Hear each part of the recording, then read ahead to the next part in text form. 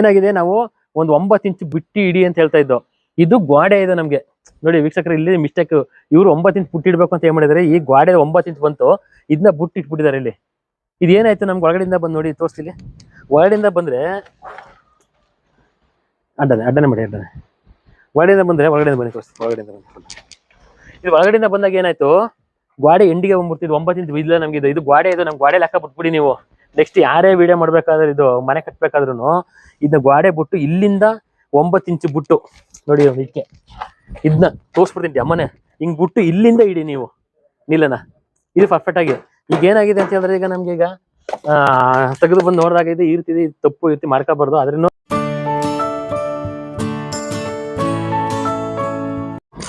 ನಮಸ್ಕಾರ ಎಲ್ಲರಿಗೂ, ಶ್ರೀ ವೆಂಕಟೇಶ್ ಗುರುಜಿ ಯೂಟ್ಯೂಬ್ ಚಾನಲ್ಗೆ ಸ್ವಾಗತ. ವೀಕ್ಷಕರೇ, ಇವತ್ತು ಚನ್ನರಾಯಪಟ್ಟಣದಿಂದ ಒಂದು 15 ಕಿಲೋಮೀಟರ್ ಒಳಗಡೆ ದೇವಯ್ಯನಹಳ್ಳಿ ಅಂತ ಹೇಳ್ಬಿಟ್ಟು ಇಲ್ಲಿಗೆ ಬಂದಿದ್ದೆ. ಇವರು ನಮ್ಮ ಸಬ್ಸ್ಕ್ರೈಬರು. ಇವರು ನಮ್ಮ ವಿಡಿಯೋಗಳೆಲ್ಲ ನೋಡಿ ಆಲ್ಮೋಸ್ಟ್ ಸರಿ ಮಾಡ್ಕೊಂಡಿದ್ದಾರೆ, ಮನೆಯೆಲ್ಲ ಮಾಡ್ಕೊಂಡಿದ್ದಾರೆ. ಅಂತೂ ಕೊನೆಯಲ್ಲಿ ನಮ್ಗೆ ಸಣ್ಣ ಪುಟ್ಟ ಡೌಟ್ಗಳಿದ್ರೆ ಏನ್ ಮಾಡೋದು ಅಂತ ಹೇಳ್ಬಿಟ್ಟು ತೋರ್ಸೋಣ ಅಂತ ಹೇಳ್ಬಿಟ್ಟು ಬರಕ್ಕೆ ಹೇಳಿದ್ರು. ಬಂದಿದ್ದೆ ಇವತ್ತು. ಇಲ್ಲಿ ಬಂದಾಗ ನಾವು ಒಂದು ಸಣ್ಣ ಮಿಸ್ಟೇಕ್ಗಳು ಯಾವ ರೀತಿ ಆಗುತ್ತೆ, ನಮ್ದು ವಿಡಿಯೋಗಳನ್ನ ನೋಡಿದ್ರು ಯಾವ ರೀತಿ ಮಿಸ್ಟೇಕ್ ಆಗುತ್ತೆ, ಏನ್ ರೀತಿ ಸಮಸ್ಯೆ ಆಗುತ್ತೆ ಅಂತ ಹೇಳ್ಬಿಟ್ಟು ತೋರಿಸ್ತೀನಿ ನಿಮ್ಗೆ ಹೆಂಗಾಗಿದೆ ಅಂತ ಹೇಳ್ಬಿಟ್ಟು. ಅಂತ ಈಗ ನಮ್ಗೆ ಇವರು ಇಲ್ಲಿ ಮನೆ ಕಟ್ತಿರೋದು ಓನರು. ಇಲ್ಲಿ ನಾವು ಈಗ ಜನ ಯಾರನ್ನ ಕರ್ಕೊಬರಕ್ ಹೋಗಲ್ಲ, ಯಾರು ಸಿಕ್ತು ಇಲ್ಲಿ ಅವ್ರ ವಿಡಿಯೋ ಮಾಡ್ಕೊತೀನಿ. ಎಲ್ಲಾನು ವಿಡಿಯೋ ಮಾಡಕ್ ಹೋಗಲ್ಲ. ಯಾವ್ದಾದ್ರು ಮಾಹಿತಿಗಳು ಇರುವಂತ ಮನೆಗಳದ್ದು ಮಾತ್ರ ವಿಡಿಯೋ ಮಾಡ್ತೀನಿ. ಅಂತವು ತಪ್ಪು ಮಾಡ್ಕೊಬಿಡಿ ಅಂತ ಹೇಳ್ಬಿಟ್ಟು. ಬನ್ನಿ ಸರ್ ತೋರಿಸ್ತೀನಿ. ಇದು ಮೇನ್ ಡೋರು. ಮೇನ್ ಡೋರಾಗೆ ಬಂದಾಗ ಕೊಡಿ, ಮೇನ್ ಡೋರಲ್ಲಿ ಇಲ್ಲಿ ಏನಾಗಿದೆ, ನಾವು ಒಂದು 9 ಇಂಚ್ ಬಿಟ್ಟಿ ಇಡಿ ಅಂತ ಹೇಳ್ತಾ ಇದ್ದೋ. ಇದು ಗೋಡೆ ಇದೆ ನಮ್ಗೆ ನೋಡಿ ವೀಕ್ಷಕರು, ಇಲ್ಲಿ ಮಿಸ್ಟೇಕ್. ಇವ್ರು 9 ಇಂಚ್ ಬುಟ್ಟಿ ಇಡ್ಬೇಕು ಅಂತ ಏನ್ ಮಾಡಿದಾರೆ, ಈ ಗೋಡೆ 9 ಇಂಚ್ ಬಂತು, ಇದನ್ನ ಬುಟ್ಟಿ ಇಟ್ಬಿಟ್ಟಿದ್ದಾರೆ. ಇಲ್ಲಿ ಇದೇನಾಯ್ತು, ನಮ್ಗೆ ಒಳಗಡೆಯಿಂದ ಬಂದು ನೋಡಿ ತೋರಿಸ್ತಿಲಿ. ಒಳಗಡೆಯಿಂದ ಬಂದ್ರೆ ಅಡ್ಡನೆ ಮಾಡಿ, ಒಳಗಡೆಯಿಂದ ಬಂದ್ರೆ ಒಳಗಡೆಯಿಂದ ಬನ್ನಿ ತೋರಿಸ್ತೀನಿ. ಒಳಗಡೆಯಿಂದ ಬಂದು ಇದು ಒಳಗಡೆಯಿಂದ ಬಂದಾಗ ಏನಾಯ್ತು, ಗೋಡೆ ಎಂಡಿಗೆ ಬಂದ್ಬಿಡ್ತಿದ್ದು. 9 ಇಂಚ್ ಇಲ್ಲ ನಮ್ಗೆ ಇದು ಗೋಡೆ ಇದು. ನಮ್ ಗೋಡೆ ಲೆಕ್ಕ ಬಿಟ್ಬಿಡಿ ನೀವು. ನೆಕ್ಸ್ಟ್ ಯಾರೇ ವಿಡಿಯೋ ಮಾಡ್ಬೇಕಾದ್ರೆ, ಇದು ಮನೆ ಕಟ್ಬೇಕಾದ್ರೂ ಇದನ್ನ ಗೋಡೆ ಬಿಟ್ಟು ಇಲ್ಲಿಂದ 9 ಇಂಚ್ ಬಿಟ್ಟು ನೋಡಿ ಇದಕ್ಕೆ ಇದನ್ನ ತೋರಿಸ್ಬಿಡ್ತೀನಿ ಅಮ್ಮನೆ. ಹಿಂಗ್ ಬಿಟ್ಟು ಇಲ್ಲಿಂದ ಇಡಿ ನೀವು ನಿಲ್ಲನ. ಇದು ಪರ್ಫೆಕ್ಟ್ ಆಗಿ. ಈಗ ಏನಾಗಿದೆ ಅಂತ ಹೇಳಿದ್ರೆ, ಈಗ ನಮ್ಗೆ ಈಗ ತೆಗೆದು ಬಂದು ನೋಡಿದಾಗ ಇದು ಈ ರೀತಿ ತಪ್ಪು ಈ ರೀತಿ ಮಾಡ್ಕೋಬಾರ್ದು. ಆದ್ರೂ ಈ ರೀತಿ ನೆಕ್ಸ್ಟ್ ಮನೆ ಕಟ್ಟೋ ರೀತಿ ಮಾಡಬೇಡಿ. ಅದಾದ್ಮೇಲೆ ಏನಾಗಿದೆ ಗೊತ್ತಾ, ಇದು ಹಾಲ್, ಇದು ಈಶಾನ್ಯ ಹಾಲ್ ಮಾಡ್ಕೊಂಡಿದ್ದಾರೆ. ಇದು ಹಾಲಲ್ಲಿ ತೋರಿಸಿದ್ದಾರೆ. ನಮ್ಮ ವಿಡಿಯೋಗಳನ್ನ ನೋಡಿ ಇವ್ರು ನೋಡಿ ಪೂರ್ವದಲ್ಲಿ ದೊಡ್ಡ ಕಿಟಕಿ ಕೊಟ್ಟಿದ್ದಾರೆ. ಚೆನ್ನಾಗಿದೆ, ಅಂದ್ರೆ ಎನರ್ಜಿ ಫ್ಲೋಟಿಂಗ್ ಬರೋಕೆ ಅಂತ ಹೇಳ್ಬಿಟ್ಟು. ಆಮೇಲೆ ಇಲ್ಲಿ ಅಂದ್ರೆ ಈ ರೂಮಲ್ಲಿ ಬಂದಿದ್ದು ಆಗ್ನೇಯ ಮೂಲೆ ಟಿವಿಗೆ ಯೂನಿಟ್ಗೆ ಅಂತ ಮಾಡ್ಕೊಂಡಿದ್ದಾರೆ. ಅಂದ್ರೆ ಈ ಟಿವಿ ಯೂನಿಟ್ ಇಲ್ಲಿ ಮಾಡಿದಾಗ ಏನಾಗುತ್ತೆ, ನಾವು ಪಶ್ಚಿಮಕ್ಕೆ ನೋಡಿ ಇಲ್ಲಿ ಈ ಪಶ್ಚಿಮದಲ್ಲಿ ಸೋಫಾ ಸೆಟ್ ಹಾಕೊಂಡು ಕೂತ್ಕೊಳ್ತಾರೆ.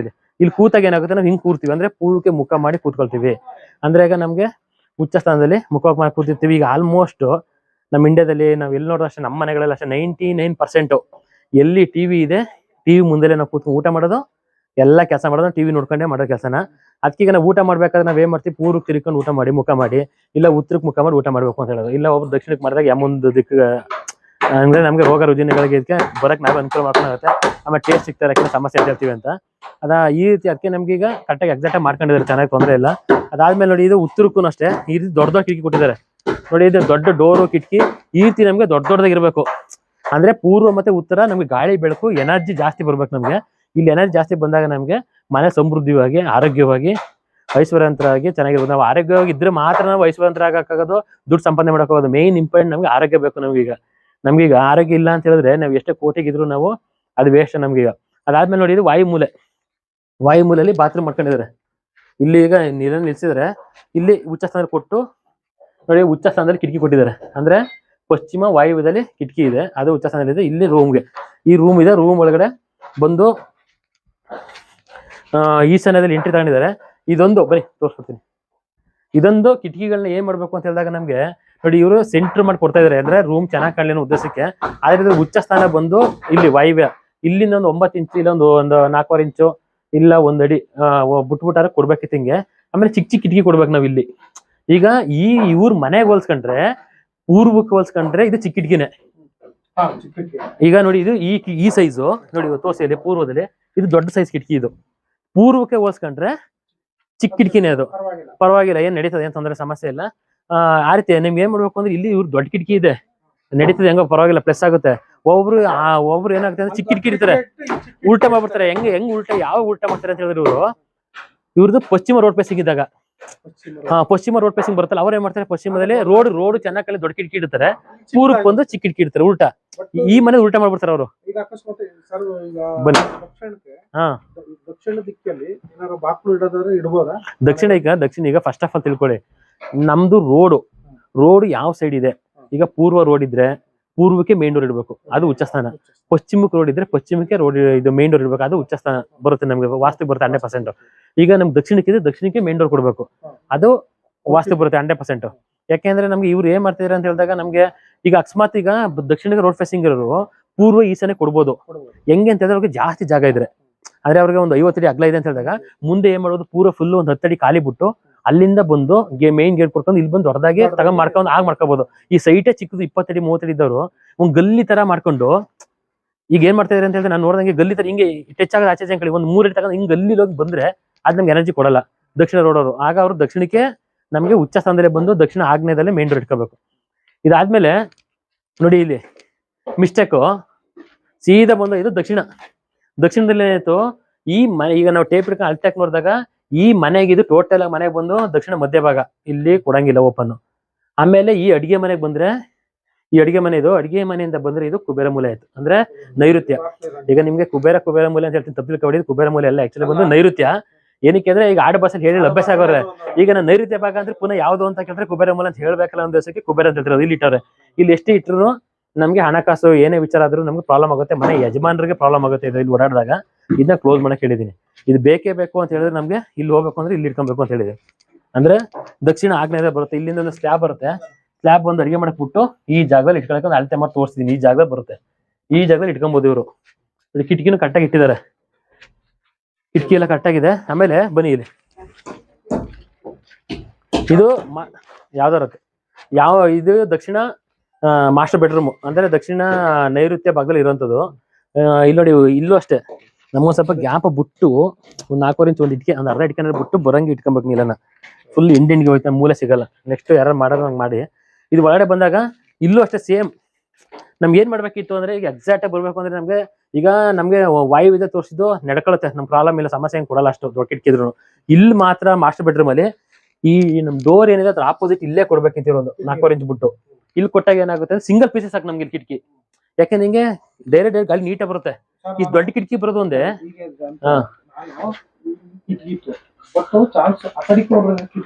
ಈ ಕಡೆ ಕಿಟಕಿ ಇಡ್ಬೇಕು ಅಂದ್ರೆ ಬನ್ನಿ ಇಲ್ಲಿ, ಇದು ಅಕಸ್ಮಾತ್ ಡೋರ್ ಈಗ ಪೂರ್ವ ಈಶಾನ್ಯ ಕೊಟ್ಟಿದ್ದೀರಾ, ಈಗ ದಕ್ಷಿಣ ಈಶಾನ್ಯ ಕೊಡ್ತೀವಿ ಡೋರ್ ಅಂದ್ರೆ ಈ ಡೋರ್ ಆಪೋಸಿಟ್ ಇಲ್ಲಿ ಇಡ್ಬೋದು, ಇದು ಉಚ್ಚಸ್ಥಾನ. ಈ ಹೋಲ್ ಕೊಟ್ಟಿದ್ದಾರೆ ನೋಡಿ, ಇಲ್ಲೊಂದು ಇಷ್ಟು ಬಿಟ್ಟು 4 ಇಂಚ್ 5 ಇಂಚ್ ಬಿಟ್ಟು ಈ ಜಾಗ ಕಿಟಕಿ ಇಡ್ಬೋದು, ಸಿಂಗಲ್ ಪೀಸ್ ಇಡಿ ಸಾಕು. ಈ ರೂಮ್ ಮಾತ್ರ ಇಲ್ಲಿ ಗಾಳಿ ಬೆಳಕು ಇಂತ ಕಮ್ಮಿ ಬರಬೇಕು. ಯಾಕೆಂದ್ರೆ ಇದು ನಿವೃತ್ತಿ ಅಂತ ರಾಕ್ಷಸ ಇರುವಂತದ್ದು. ಇಲ್ಲಿ ರಾಕ್ಷಸ ನಾವು ಅದಕ್ಕೆ ನೈಋತ್ಯ ಭಾಗದಲ್ಲಿ ಭಾರ ಇಡ್ಬೇಕು, ವೆಯ್ಟ್ ಇರ್ಬೇಕು, ಕತ್ಲೆ ಇರ್ಬೇಕು. ಮತ್ತೆ ನಮ್ಗೆ ಇದು ಇಲ್ಲಿ ಜಾಸ್ತಿ ಸ್ಮೂತ್ ಆಗಿರೋ ಐಟಮ್ಗಳು ಇಡಬಾರ್ದು, ಇಲ್ಲಿ ಖಾಲಿ ಇಡಬಾರ್ದು. ಆಮೇಲೆ ಗುಂಡಿ ಮಾಡಬಾರ್ದು, ಇಲ್ಲಿ ಸಂಪ್ ಮಾಡ್ಬಿಡ್ತಾರೋ ಒಬ್ರು ಗೊತ್ತಿಲ್ದಾನೆ, ಸಂಪ್ ಮಾಡ್ಕೋಬಾರ್ದು. ಆಮೇಲೆ ಫಿಟ್ ಗುಂಡಿ ಮಾಡಿದ್ರೆ ಹೊರಗಡೆ, ಹಂಗೆ ಫಿಟ್ ಗುಂಡಿ ಮಾಡಬಾರ್ದು ಅಂತ ಹೇಳಿದ್ರೆ, ಯಾಕೆಂದ್ರೆ ಅಲ್ಲಿದ್ದ ರಾಕ್ಷಸ ಎದ್ಬಿಟ್ರೆ ನಮ್ಮ ಮನೆ ಮುಳುಗಿಸ್ತಾನೆ ಅಂತ.